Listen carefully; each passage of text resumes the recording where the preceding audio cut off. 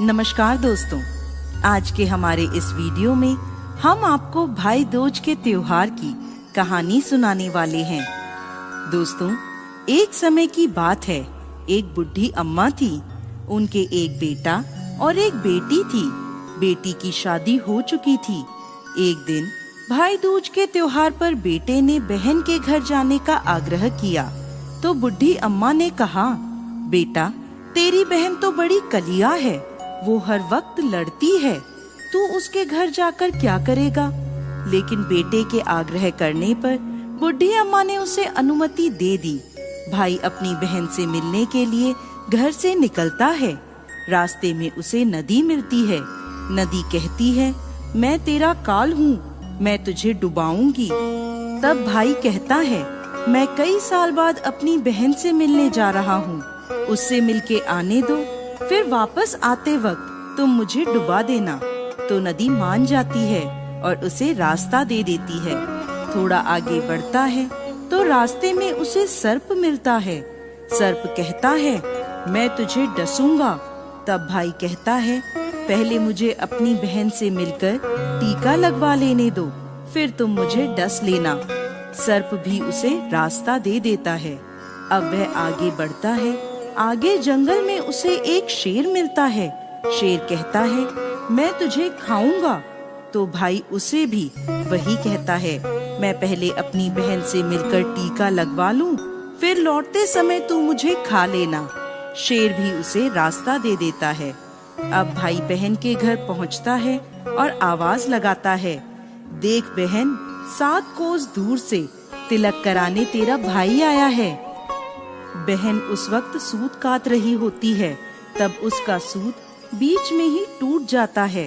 ये मान्यता है कि यदि सूत काटते वक्त सूत बीच में टूट जाए तो जिस बहन के इकलौता भाई होता है वो जब तक सूत पुनः जुड़ नहीं जाता तब तक बोलती नहीं है। भाई बाहर से पुनः आवाज लगाता है। भाई की आवाज सुन जब बहन जवाब नहीं देती तो भाई मन में सोचता है, मुझ गरीब से मेरी बहन बात नहीं करना चाहती। माँ सही कहती थी, मुझे यहाँ नहीं आना चाहिए था। ये सोचकर वह वापस जाने लगता है। इतने में बहन का सूत पुनः जुड़ जाता है और वह भाई को आवाज देती है और उसकी तरफ दौड़ती है और उसे बात ना करने का कारण बताती है। फिर प्यार से और स्नेह से उसे घर में ले जाती है। अब वह अपनी सहेली पड़ोसन के घर जाती है और उससे पूछती है, सहेली, कोई जान से भी प्यारा मेहमान आए तो क्या करना चाहिए। पड़ोसन मजाक में कह देती है, तेल से चौका लगाना चाहिए और घी में चावल पकाने चाहिए। भोली बहन पड़ोसन का मजाक समझ नहीं पाती और वैसा ही करती है। अब ना तो चौका सूखता है और ना ही चावल सींचते हैं। इधर भूखा भाई उससे कहता है, बहन, भूख लगी है, खाना परोस दो। तब बहन बोली, भाई, आज ना तो चावल सींच रहे हैं और ना ही चौका सूख रहा है। भाई ने पूछा, कैसे तो तूने चौका लगाया और कैसे तूने चावल चढ़ाए।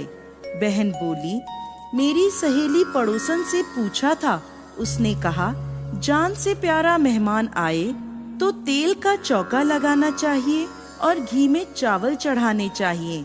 भाई बोला, अरे मेरी भोली बहन, कभी तेल का चौका सूखा है और कभी घी में चावल पके हैं। तू पानी का चौका लगा और पानी में ही चावल चढ़ा। फिर वह ऐसा ही करती है।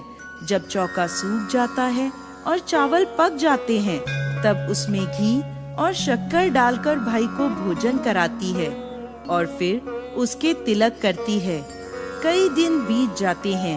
एक दिन भाई बोला, बहन, अब मैं घर वापस जाऊंगा, माँ अकेली है।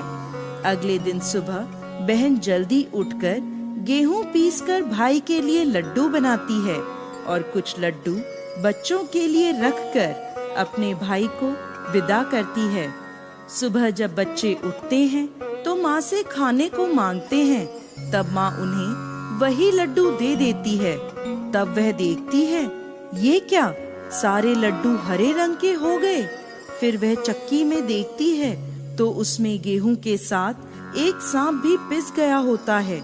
वो उन लड्डुओं को फेंक देती है और अपने भाई के पीछे भागती है।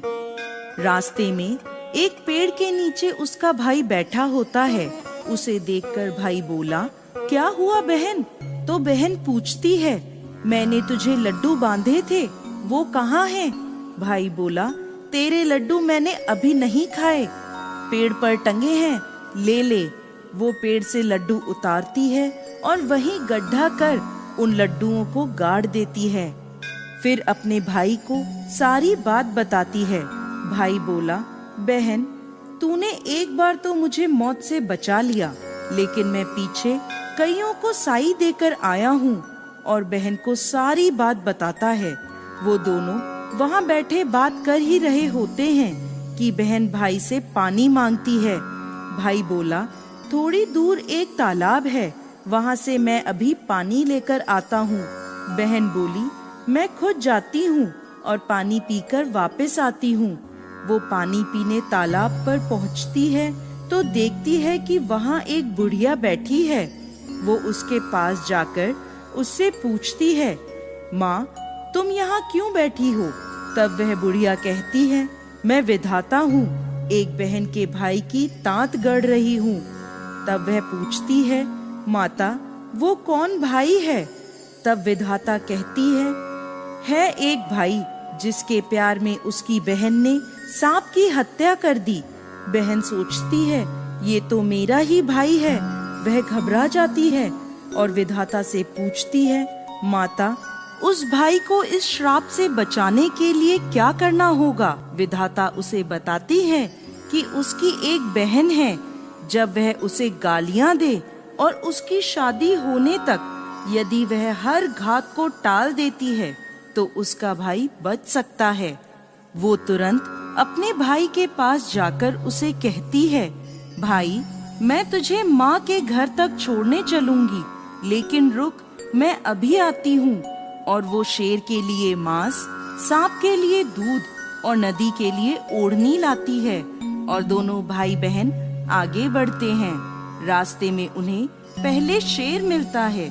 जैसे ही वो भाई को खाने के लिए आगे आता है, बहन उसके आगे मांस का टुकड़ा डाल देती है। शेर मांस के टुकड़े को खाने में लग जाता है और दोनों भाई बहन आगे चलते हैं।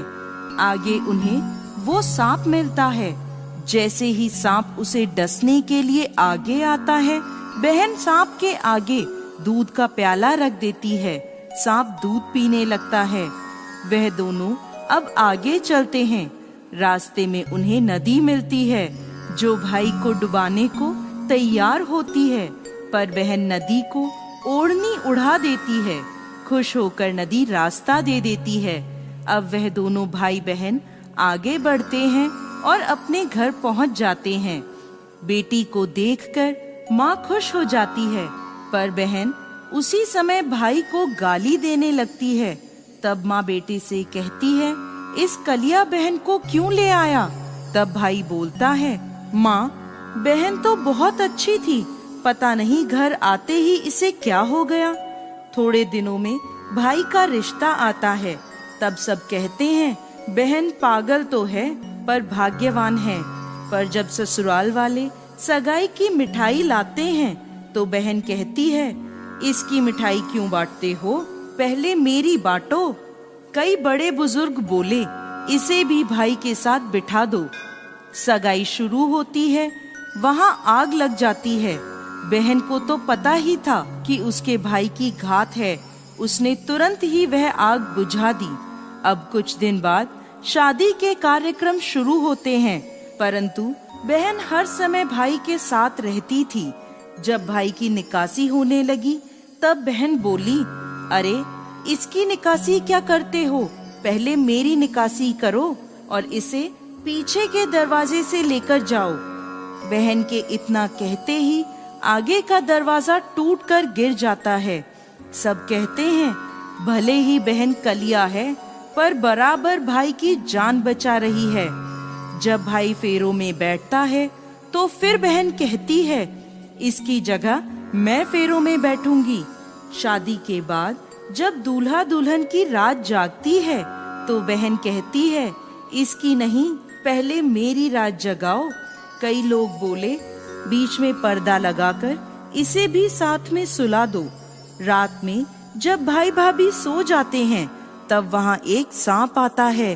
बहन तो तैयारी में ही बैठी थी, वह उसे पकड़कर टोकरे में रखकर सो जाती है। आज वह कई दिनों में निश्चिंत होकर सोती है। इधर उसकी माँ सोचती है, बेटी के उठने से पहले ही मेहमानों को विदा कर देती हूँ, वरना फिर शोर मचाएगी। जब बेटी उठकर देखती है घर में कोई नहीं दिखता, माँ से पूछती है, माँ सब मेहमान कहाँ चले गए? तब माँ कहती है, बेटा सब मेहमानों को विदा कर दिया है।